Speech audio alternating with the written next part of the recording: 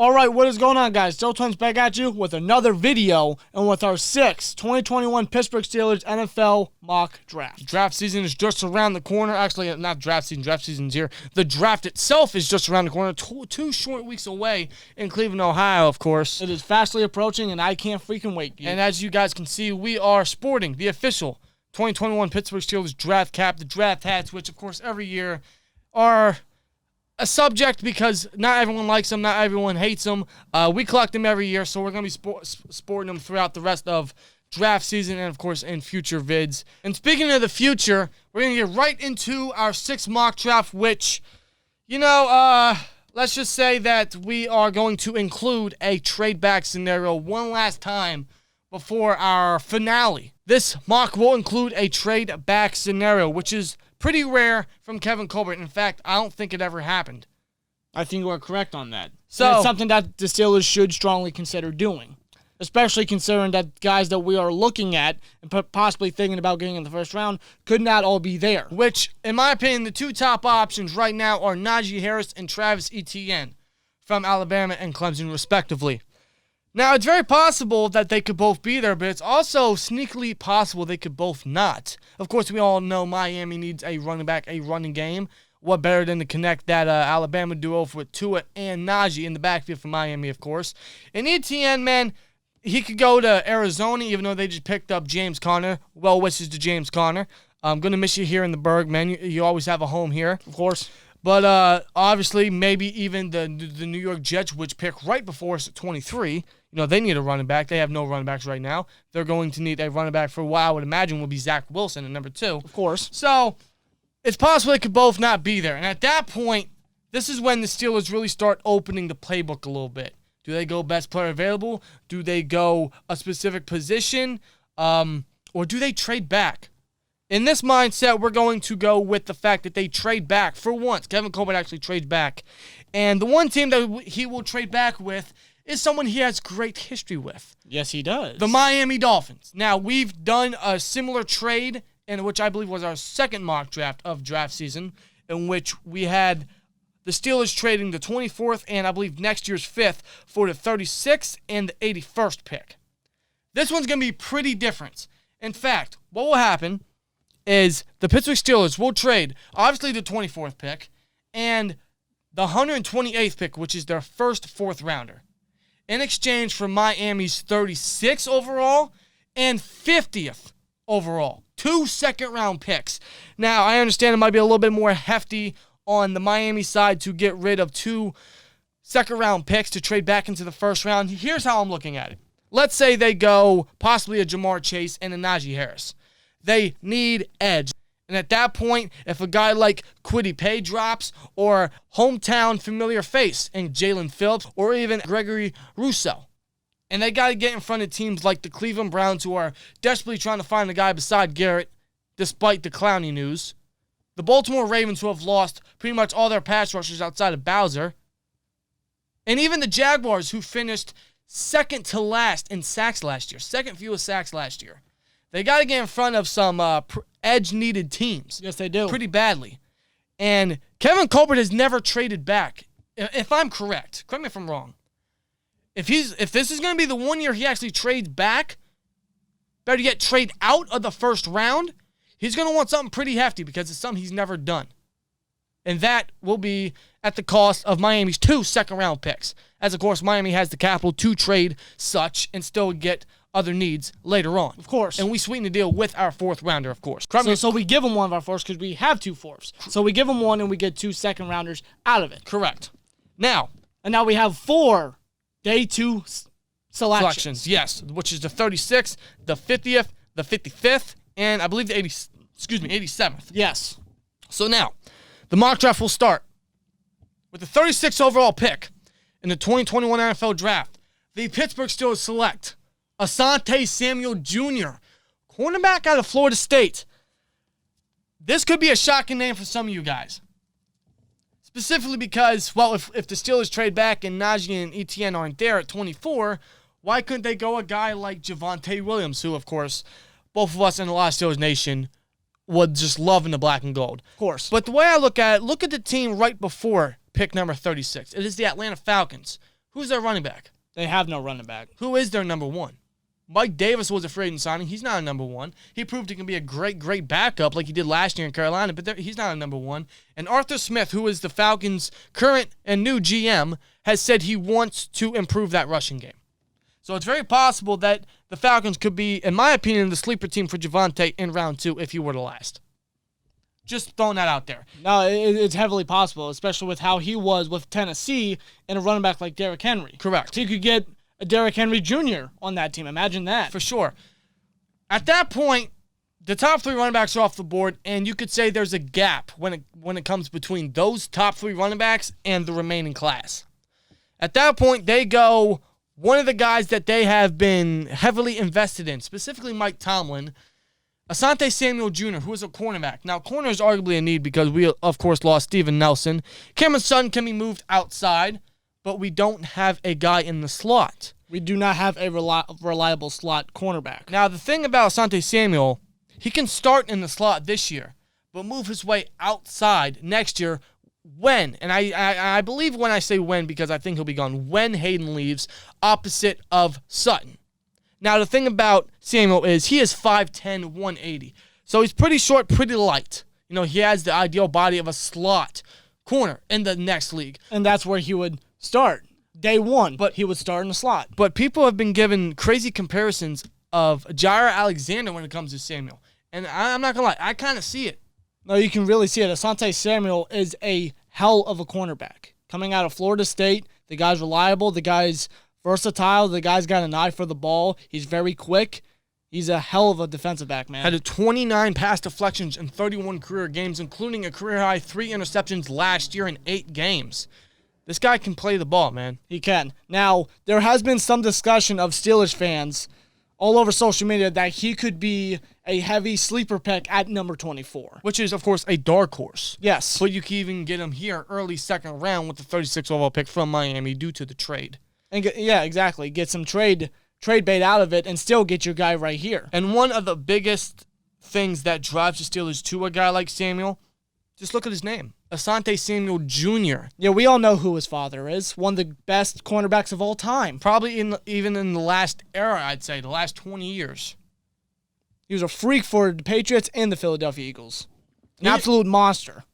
And he just has a true image of his father. He really does. Yes, he does. This guy can play, man. This guy can really play. I know cornerback as the first pick for the Steelers isn't ideal just based on their history and our other needs, which I understand. But if a guy like Asante Samuel is there at 36, if they do indeed trade, then it's kind of hard to pass up on him just based on his bloodline, the way he plays the ball, where you can start him and then move him in the future. You know, this guy has so many tools for this defense that Tomlin craves, that the Steelers crave, that he can really showcase. Exactly. Keep this defense really young. Really young and probably even better for the future. For sure.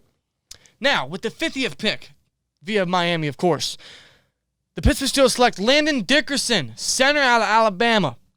We go our center. We get our center. I know what you guys are saying. What about his injuries? Yes, his injuries are a massive red flag. It's a huge red flag. It's a very big concern. He had 2 torn ACL injuries and 2 ankle injuries. 4 injuries within his years from Florida State and transferred to Alabama back in 2019, which, by the way, was his only healthy season from start to finish. 2019. He only had 1 healthy season within 5 college years. That is a massive red flag. But you also still cannot deny the talent that Dickerson has. This guy, if it wasn't for his injuries, first-round pick. This guy is first-round talent. This guy is a bully. This guy is arguably the best center in this draft class. In terms of talent, absolutely. This guy is nasty. He just reminds me of an old school. The way I see it, when I see him play, it's like he's being charged with assault, on every down. Because that's how aggressive he plays. No, seriously, man. The guy is a hell of a center. He's a guy that can easily, in my honest opinion, start day one. But with us bringing back B.J. Finney, and due to his injuries. That's probably the beauty of getting this Dickerson pick. He doesn't have to start day one. He can learn. We can develop him. And when his time is right, get him in there at center. Then you insert him as the starting center. You know, it is a serious issue and a serious risk taking this guy with his injury concerns. But the guy has amazing talent for an offensive lineman. This guy can do it all for a center, honestly. He really can, man. He can get to the second level. He's a bully. He can put guys on their ass. Excuse my language. And that's something that we need on this offensive line. We need youth. We need someone that can do that at center. All right, now with our 55th overall pick, the Pittsburgh Steelers select Jabrill Cox, inside linebacker out of LSU. Now, first things first, I'm not sure if you guys have seen on social media, on Instagram or Twitter or Facebook, wherever. Avery Williamson posted on his Instagram a picture of him in the black and gold, number 51, that said, and I quote, "more to come."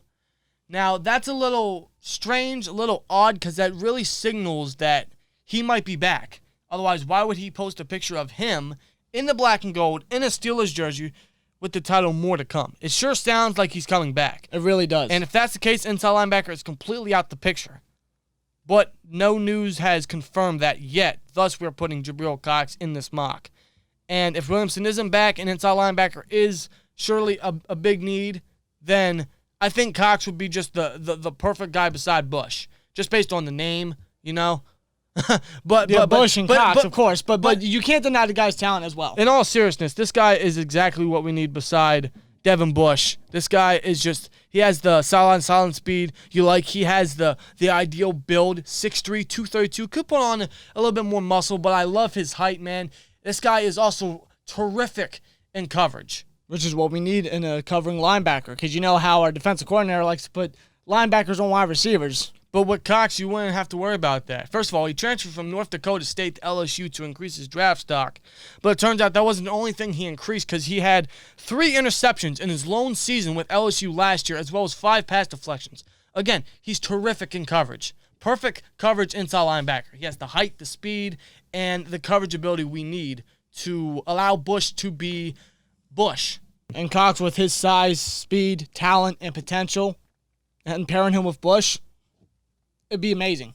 It'd be amazing, and it would really help this defense a lot. It would fix a hole in this defense, too, because we don't have good depth, and again, we don't have speedy linebackers outside the Bush. And we need another athletic guy beside Bush. Jabrill is one of my favorite guys. I'd say he's one of my guys in terms of this year's draft, just based on his coverage ability and the fact that his best football is still ahead of him. It is. Now, in the 3rd round, which is obviously our last day two pick, the 87th pick, the Pittsburgh Steelers select Trey Sermon, running back out of the Ohio State. We finally go running back. We got our running back, Trey Sermon, another guy we really like, just based on the fact that he's 6 foot, 215. He's got the body of a Steeler, plays like a Steelers running back.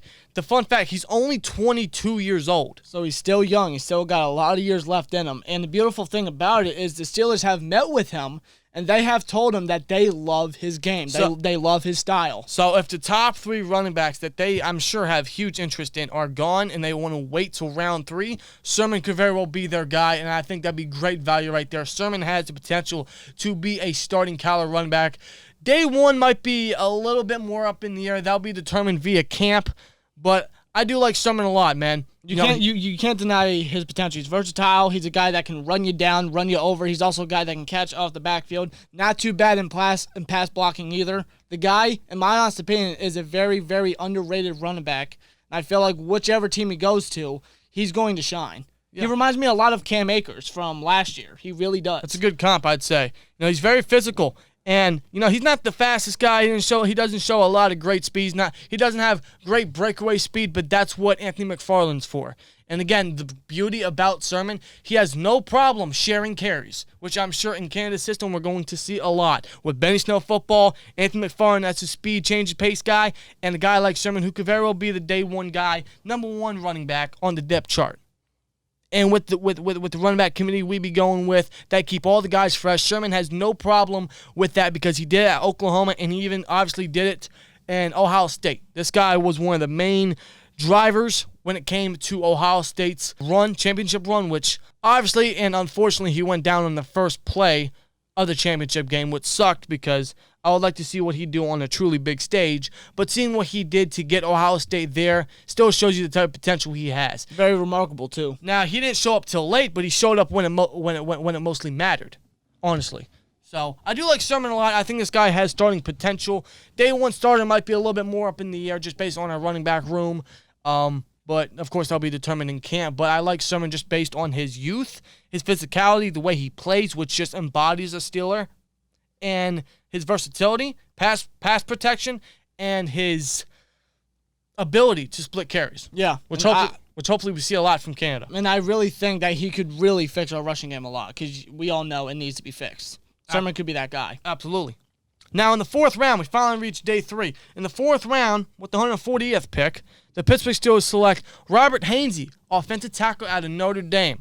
The great beauty about this guy, not only is he from Offensive Line University in Notre Dame, this guy can play anywhere on the offensive line. And, of course, we all know the Steelers love and crave versatility on the offensive line. Yes, they do. They really do. This guy can play right tackle, right guard, left guard, or possibly even center because he showed some reps at the Senior Bowl at center and, quote-unquote, played like a natural, looked like a natural. Yeah. Which, now at the next level, people have said he'd probably be best interior. So maybe we could put him at guard, put him at tackle. Either way, we have that versatility there in Jainsey, who could be versatile depth, but also be a project in any way we want to put him for the future because he's still young. Very young. He's very talented, man. The guy he's not easy to get past. He is not easy to get past. He's very solid in pass protection, very good in run blocking, honestly. Now in the 6th round with the 216th overall pick, the Pittsburgh Steelers select Damar Hamlin, defensive back out of Pittsburgh. Safety depth. We could use safety depth. We seriously need safety depth. We have nobody. We have Antoine Brooks and, I guess, Miles Killebrew. But safety depth wouldn't be too ideal just based on the fact that they're very young and inexperienced. But one thing that would make up for it is their versatility. Brooks can honestly be looked in a dime package role or in a box safety role, similar to Damar Hamlin here. The great thing about him, he would be, again, another versatile piece to the secondary as he can work in the slot, could find time in nickel dime packages in the near future, possibly. Similar with Antoine Brooks. So that's something to add there. And, of course, special teams help, of course, as well. But I like this guy's versatility. This guy plays mean, seriously. All right, in the 7th round with the 245th overall pick, the Pittsburgh Steelers select Teron Jackson, edge out of Coastal Carolina. We finally go edge. Now, going edge this late might not be too ideal because we have nobody behind Watt and Highsmith. But a guy like Teron Jackson could very well be a nice, underrated pick in the 7th round who honestly would be a rotational piece for edge, for outside linebacker. 6'2", 258, can get to the quarterback, works well in run defending, would be the much-needed edge depth that we need, and also could work in special teams. Now, in the final pick of this mock, the final pick in the 7th round, 254th pick, the Pittsburgh Steelers select Luke Farrell, tight end out of the Ohio State. We finally go tight end. Again, we go tight end late just due to the fact we only need a number 2 or possibly a insurance guy, because there's a possibility the Steelers could continue their free agency moves after the draft, which could be when they finally pick up a guy like Jesse James. I keep adding his name because I'd totally bring him back as the number 2. Perfect blocking guy for us. Familiar with this offense, familiar with Ben. You know what I mean? No, I definitely agree. But Luke Farrell can very, very well work as the number 2, of course, as well, or possibly even the number 3. This guy just excels in run blocking. He was one of the main guys for that rushing offense for Ohio State, for Trey Sermon. So he brings some familiarity for Sermon, of course, and has good height, 6'6", 251, reliable hands as well if needed. So that's the thought there, of course. Anyway, guys, that is our 2021 Pittsburgh Steelers mock draft, our second to last, as next week will be another full first-round mock draft with trades, of course, and then within all that time, we're going to think and compile picks and confirm our the finale, SteelTwins mock draft right before draft week, right before draft day, rather. Yes. So let us know your guys' thoughts down below, as well as your mocks down below, and see you guys in the next one. Like, comment, subscribe. We'll see you later. Peace!